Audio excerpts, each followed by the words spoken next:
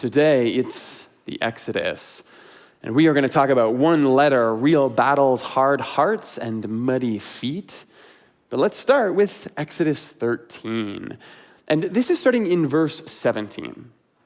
When Pharaoh let the people go, God did not lead them on the road through the Philistine country, though that was shorter.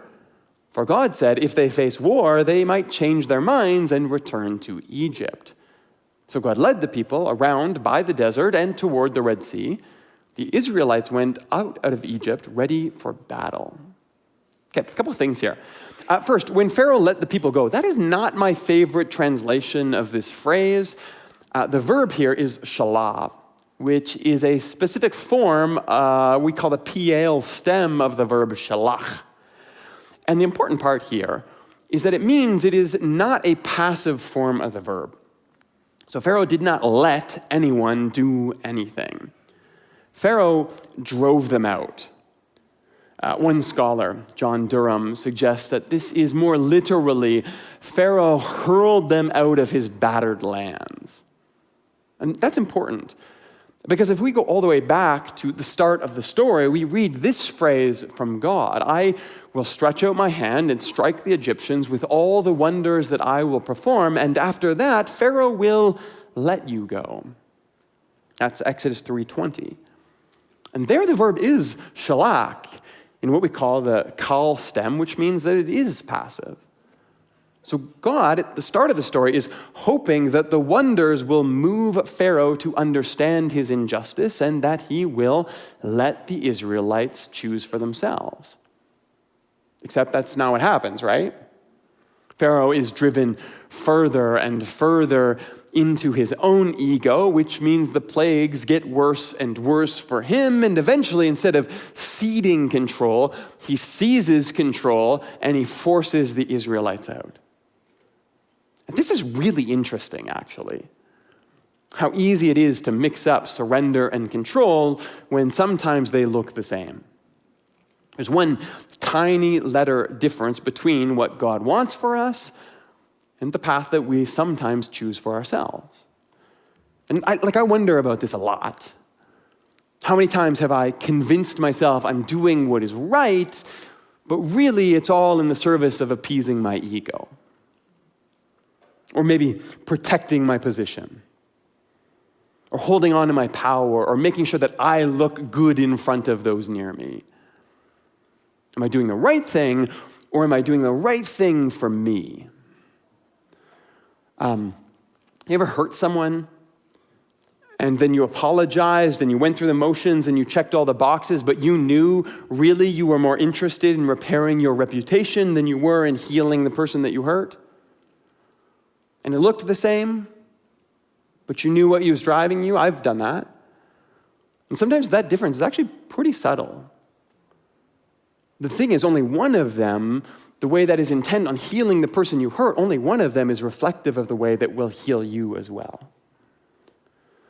And I think we could probably say that Exodus wants us to see at the start of the story that God is interested in more than just the liberation of the Israelites.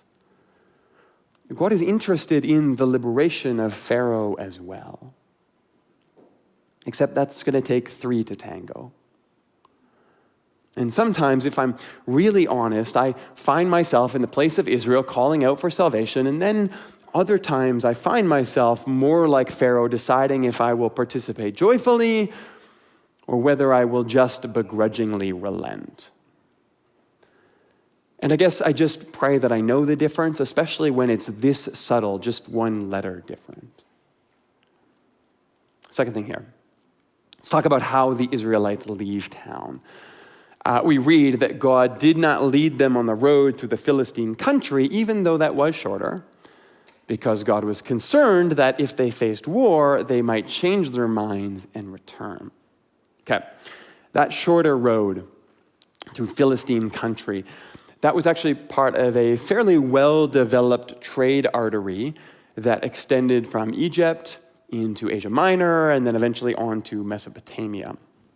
And we're talking about a 200-kilometer journey by foot to Gaza. So it would have been the shorter way, but still a pretty long walk.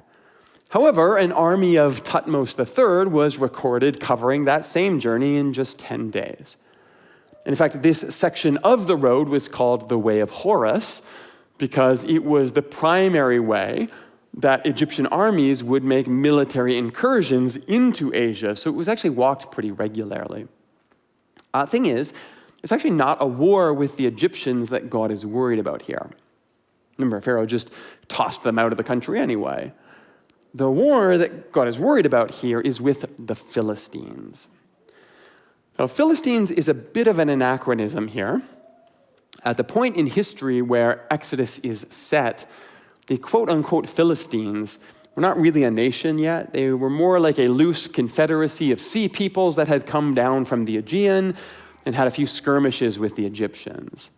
So Philistines as a nation is kind of imported from later in the story back into Exodus here. But the concern is, look, if the Hebrews are on the run and they get attacked by a group they've never seen before, they might decide this isn't worth it and let's just run back to the safety of Egypt. That makes sense. But what I really like about this section is the follow-up. It's sort of like we hear the Israelites say, we're ready for battle.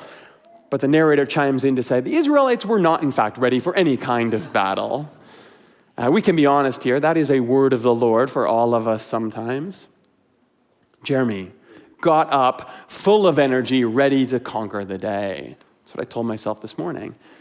And the Spirit of the Lord said Jeremy was not, in fact, ready to conquer anything because he didn't get enough sleep last night and instead stayed up late trying to finish a video game. Bad choices. Now, I don't know what your divine reality check is, but I am intrigued by the fact that let's be honest here, Israelite men think they're ready for a battle, and God instead thinks they should be focusing on helping their community with a long, tiring, uneventful walk through the mud. Far too often, our imagination of our battle centers us and our heroic fantasies about ourselves than the task that's actually right in front of us. And long, slow, steady, kind, gracious investment in your kids, and your family, and your friends, and your neighbors, and your neighborhoods, that's how you make a dent in the world. Often, it's not about rushing in, swords drawn. It's about taking the long way around to avoid an unnecessary fight. And sometimes, I think, we all dream about defending our partner from a mugger, and God is like, can you just do the dishes?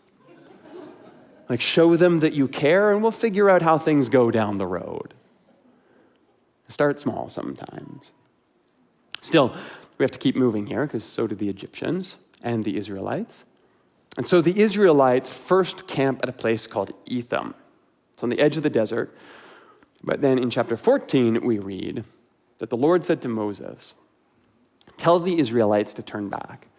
And this time encamp at Pi-hahiroth between Migdol and the sea. They are to encamp by the sea directly opposite Baal-zephon. And Pharaoh will think, look, the Israelites are wandering around, lost in the desert, hemmed in. I'll harden Pharaoh's heart, and he will pursue them. But I will gain glory for myself through Pharaoh and through his army. And the Egyptians will know that I am the Lord. So the Israelites did this. Now, before we get to the water and the passing through on dry land, we've got to talk about this, right? Why is God hardening Pharaoh's heart? Isn't that kind of like rigging the game? Well, this is a tough one, because it's a lot bigger than just our boy Pharaoh. This actually speaks to how we imagine the interaction of the human and the divine. And the Hebrew perspective, as is often the case, is going to leave us a little bereft of concrete answers, so strap in. But I'm going to turn primarily to the Jewish scholar Nahum Sarna on this one. For one, he's quite brilliant. But two, he's obviously, I think, a lot closer to the Hebrew way of thinking through these passages. But he points out that the hardening of Pharaoh's heart occurs exactly 20 times in Exodus. In Exodus 7, 13, 14, 22, 8, 15, 19, and 32, 9, 7, 34, and 35, and then again in chapter 13, verse 15, the hardening refers to an essential character of the man Pharaoh. So, for example, Exodus 8:15 says that Pharaoh hardened his heart and would not listen to Moses. But then in Exodus 4:21, 7:3, 9:12, 10:1, 20 and 27, 11:10, and then again in 14:4, 8 and 17, the hardening this time is done by God. For example, in verse 14:4, our verse here, God said, "I will harden Pharaoh's heart." So 10 times Pharaoh hardens his heart, 10 times God hardens it back. And there's actually 3 different words that are used across these various references. There's kaved, which is to dull, chazak, which is to strengthen, and kasha, which means to become obstinate. And both are used on either side of this God-Pharaoh divide, so that doesn't really help us much either. Still, it seems far too convenient to see 20 references over 10 chapters with 10 going one way and 10 going the other way to think that this is not part of an intentional structuring of the story. Someone has taken great pains to say something here. So, what are they trying to say? Well, first, we need to know that your heart does not mean your emotions in Hebrew literature, not the way we think about it. That's your bowels. You feel things in your gut. In Hebrew thought, you think things in your heart, in your chest. So you feel it here, but you decide here. And that's really important. Because whatever is going on in Pharaoh here is not about his feelings. A detour. My son, who is in grade 4 and has very big and very wonderful emotions, came home from school this week. And before he got home, we had gotten an email from his teacher. See, she had read a book in the class that day, and the chapter involved a sad story about a family having to put down their family dog. Well, as she was reading, she cried, and then some kids cried, and she wanted to make sure that as parents, we were ready if students wanted to come home and talk about the emotions they were feeling that day. A very kind email, actually. So my son, who gets emotional about every movie, every story we ever see, my son who watches the movie Real Steel with Hugh Jackman and a boxing robot and cries every time the little boy cheers on his dad, this kid comes home and says to me, "Yeah, it was a sad story, Dad, but I didn't cry. I'm not like other kids. I guess I just don't have emotions. I'm built different." I was like, slow down, Vin Diesel. Do you need me to put on the Paw Patrol movie so we can both cry when that little puppy is left alone in the city with no one to fend for him? This is not about a lack of emotions, okay? Pharaoh has big feelings, just like my son. He has a lot of emotions. He's scared the Israelites might revolt. He's disgusted by these slaves that are not like him. He's humiliated when these foreigners show up as court magicians. He is heartbroken when his son dies.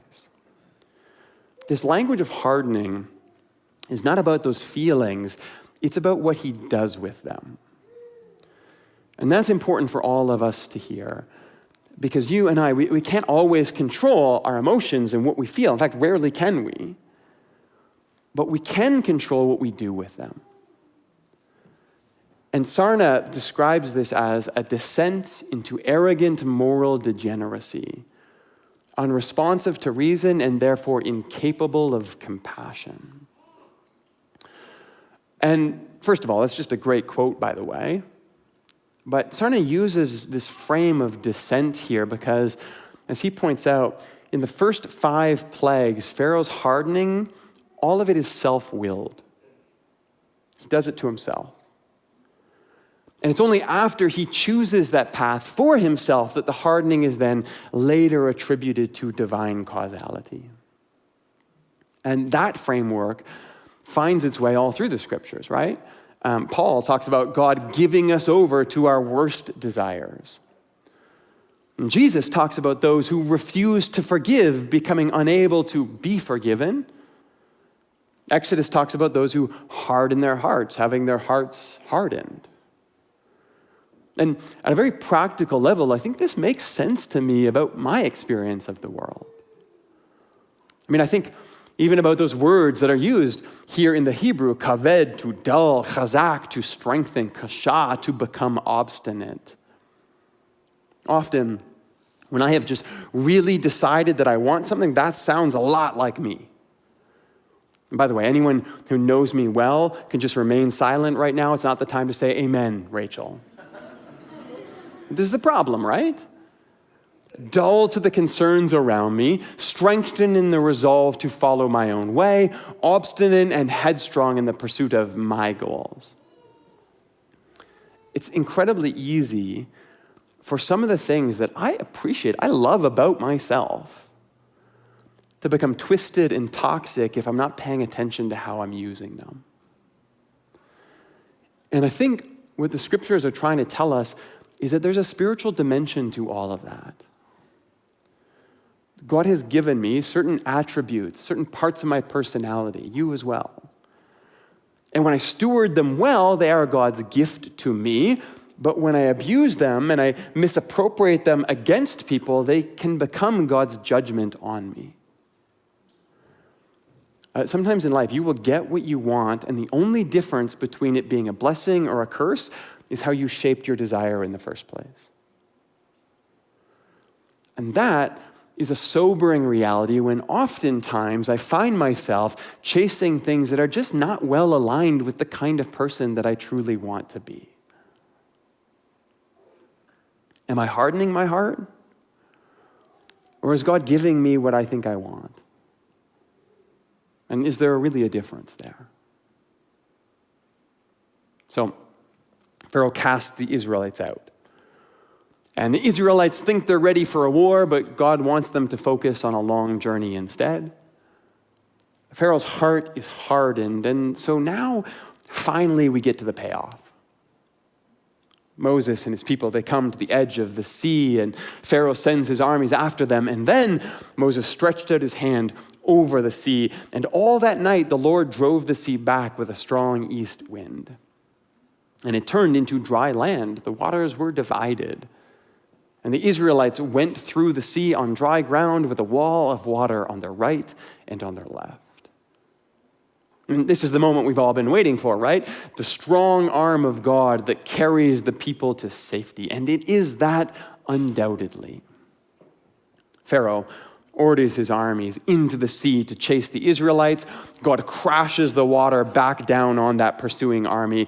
And what follows in Exodus 15 is a pair of songs from Moses and from Miriam. You should read them this week. But Miriam sings to the Lord, for God is highly exalted. Both horse and rider have been hurled into the sea.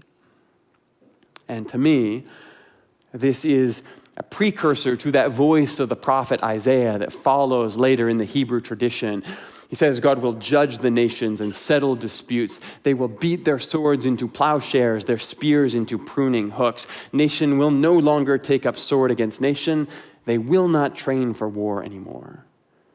For war has been hurled into the sea. And yet, I'm also drawn to the skepticism of Jewish readers. Rabbis over the years who have seen this incredible story of salvation somehow be forgotten in their communities and wondered about how that could be. In fact, they tell a story about two old men somewhere near the back of the younger men who led the way and before the throng and women and children that would have followed after. And so caught somewhere in the middle of this mass of humans making their slow, steady journey toward liberation, these two, the story goes, talked and trudged and trundled along, grumbling to each other about why Moses was taking them the long way. And so staring at their tired feet and complaining to each other about how the ground had suddenly become sort of muddy, their sandals tangled with strange weeds. Story goes that they walked through the midst of that crowd, staring at the ground, lamenting the journey, all the way to freedom, never even once looking up to notice the walls of water towering over them. That seems quite profound to me. That we not confuse the Exodus story with just the miraculous workings of God. Because it is that, of course, right? God is on the side of the oppressed. God hears the cries of the ignored. This story introduces us to God. It tells us who God is. But it's not just that. It's also this reminder that the long, slow, steady arc of the universe is freedom, because the origin of the universe is love. And that means that you and I today, we can read Exodus, and then we can either get ahead of the curve and start looking for the spaces where liberation has not yet been made real in the world. There's people in our lives who have not yet encountered the grace of true welcome, the systems that surround us that are not yet aligned with the justice that values all people as beloved children of God. And then we can participate in the dismantling of all that stands in the way of God's goodness, or we can choose instead to harden our hearts to the inevitable transformation of the world, and we can find ourselves then at risk of being swept away in God's cleansing water. See, the Exodus did not end in justice. That's not the point of the story. It opened our eyes to see it all around us everywhere. And that means that you and I, we can grumble and complain that the way is long and the path is muddy, or we can put on our boots and we can get to work. Because in the end, the reason that the Exodus is so formational to the Hebrew story and is the foundation on which Jesus built and the Christian way in the world that he invited for us to follow, it's because now we believe that the world can be better. That things can change and empires can fall and people can be made free, and we trust that we can be part of that long story together. See, Exodus is not just about the walls of water. It's about all the ways that we push back against anything that gets in the way of God's goodness and crushes our neighbor. And when that story sings itself somewhere deep into us, we get to participate in the goodness that God has set free in the world.